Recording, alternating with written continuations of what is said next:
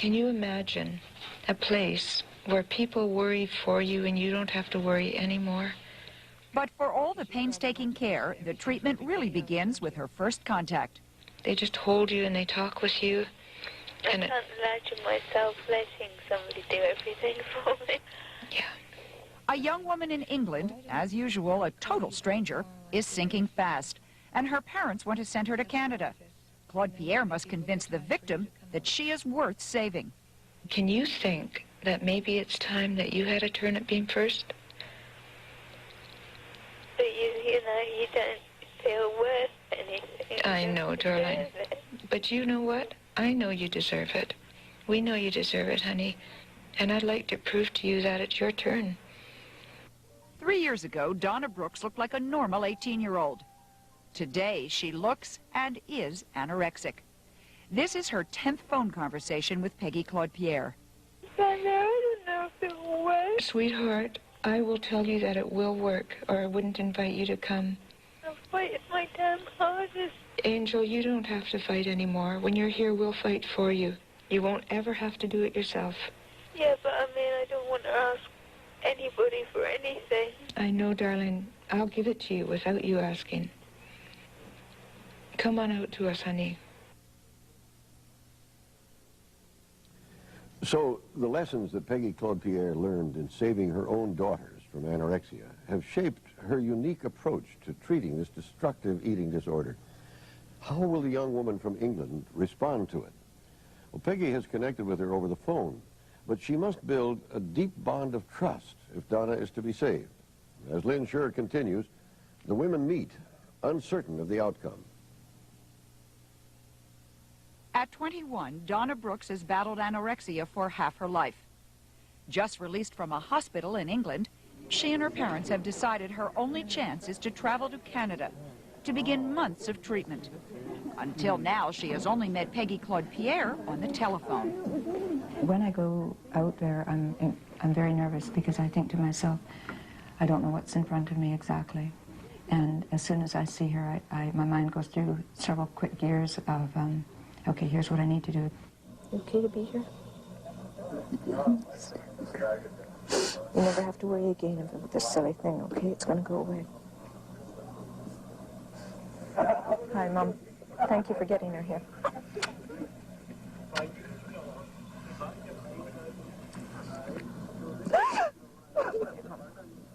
These victims will push away, will try to alienate anybody who tries to help them.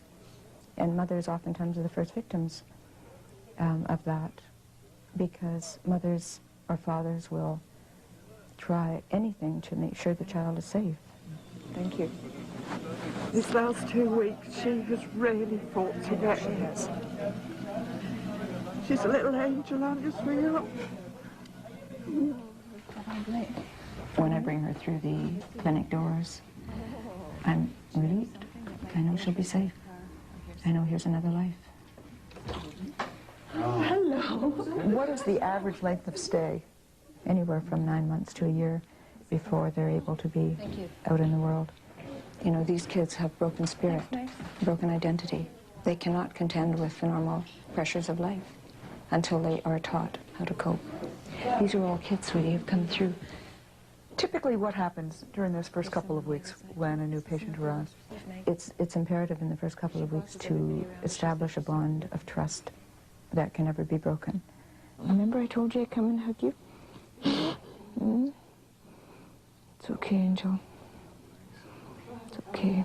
Pretty soon this will seem all very normal to you. It's really confusing for her because, you know, she's dealing with two things. She's dealing with the idea that she finally is allowed to get better, and at the same time, the fear of letting go of a structure that she's been used to for so many years. But she also knows that her head's going to give her an immense amount of trouble for agreeing to be here. The next morning, the process that has so far saved hundreds of lives begins. She's off, darling. I weigh them backwards so that I'm the only one who can see the number, because the number will negatively affect their head.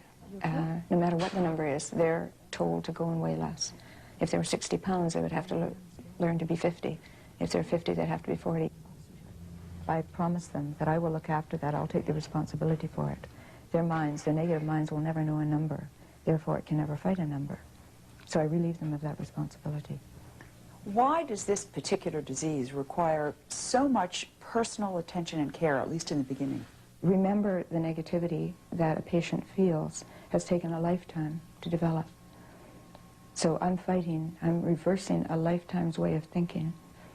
This intense personal care is Claude-Pierre's signature, realized only with her small army of 40 care workers. These men and women, many former anorexics, literally shadow their patients.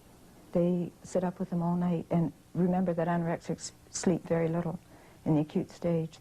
And it's comforting to the victim to wake up and see somebody sitting there with a smile, ready to speak with them or comfort them. And this sounds like a direct outgrowth of your experience with your children. It is. And it works. In fact, both her daughters now work at the clinic. There's nothing more reassuring for an anorexic to have another former anorexic talk to her, knowing the language and knowing all the tricks. They trust you. Care workers are also trained to recognize the tricks anorexics play to avoid weight gain. They will sneak in exercise under the sheets, even poison their food. They'll try to hide their food up their sleeves, down their sleeves, in their boots, under the covers. And that's why 24-hour care is mandatory, and people are generally at arm's length of this person. Hello?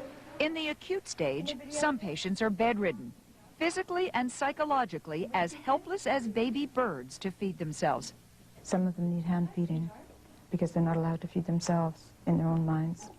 So the fact that I take responsibility, or the clinic takes responsibility for the feeding, relieves them somewhat of the pressure of their negative brain yelling at them for having the audacity to eat. Sweetie, okay, it's all right. There you go. That's the girl. That's relaxed, okay? Just keep looking at me, darling. Right into my eyes. Squeeze my hand. Squeeze my hand tight. Tight, tight. That's my girl. Sweetie, no, come on, darling. There you go, Angel.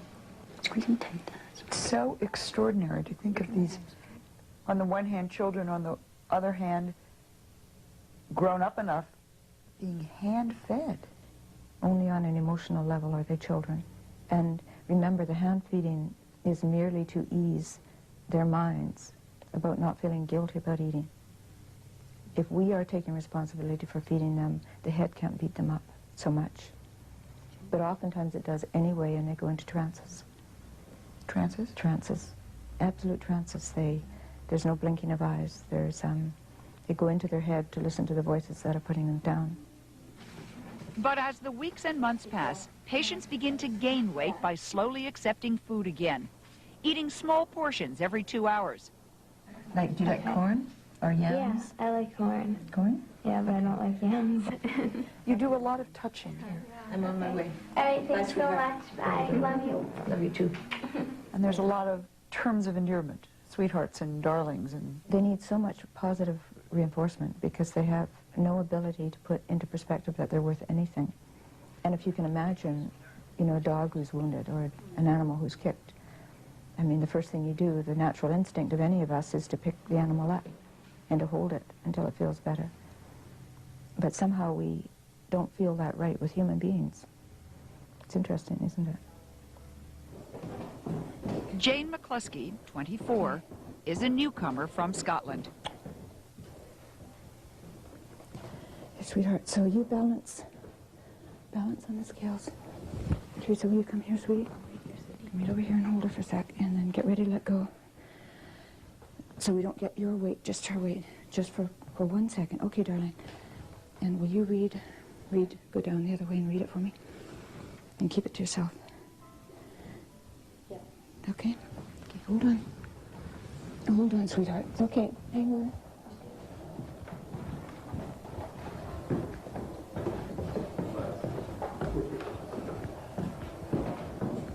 we saw you before carrying Jane.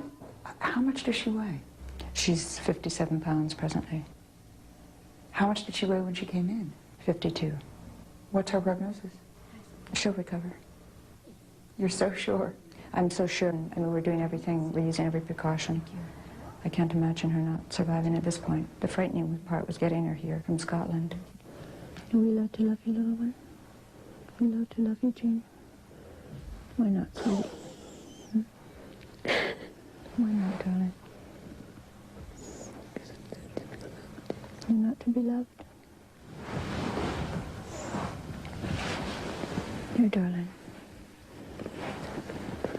Why are you not to be loved, honey? Hmm? Why don't you deserve to be loved? Because I'm a horrible bad person. Because you're a horrible bad person? Jane. Jane, listen to me. Look at me in my eyes, honey. Would you be here if you're a horrible bad person? It's a mistake. It's not a mistake, darling. You've not to be here. Would I have invited a horrible bad person into this place? Hmm? I never would have, darling. I don't know you? Jane, look at my eyes. I know you inside out. You're not a horrible bad person. You're a very, very, very special little girl. You're worthless? No, darling. They don't think they deserve to live. It's not that they don't want to.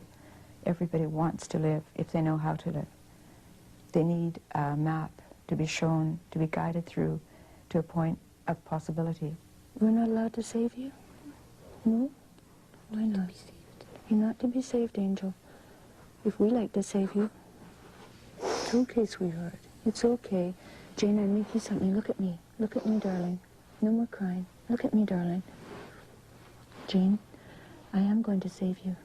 And you are allowed, Angel. You are allowed, sweetheart.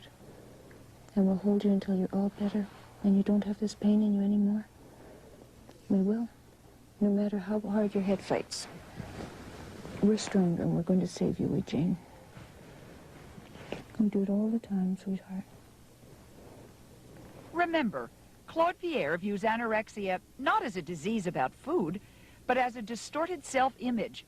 So to put the voice of anorexia in perspective, she teaches her patients to separate themselves, literally, from the condition. One tool is the patient diary. Given that we understand the condition as a separate entity from the patient, right? We give them these books, stenopads, that have a line down the middle. Right. And we say on one side put the condition, or the condition either way, and the other one is the victim, is the patient. Right. What they do here, Len, if you can see, is, let me read some of that. This side is the condition. I wonder what she's thinking. This ugly, awkward geek sitting across from her, boring her to death. You should leave. You're making her uncomfortable. You shouldn't talk to her. Let her be. My God, this is what is going on Goes through in the her mind. head. It's a running dialogue. So you have them write down The negativity. what they're hearing. And in the other column, she asks the patient to argue against the negativity. Stop, calm down, don't repeat yesterday. And by the, as a patient progresses through, it gets better and better. And by the third book, the column is the opposite. It's all on the empty left other side? Yeah.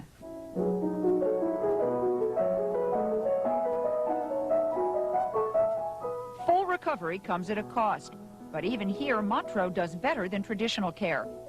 While a month's stay in the hospital averages more than $30,000, Montreux is half that. And a third of their patients who can't afford to pay the full amount are subsidized. But when there's an emergency, money never seems to be the point.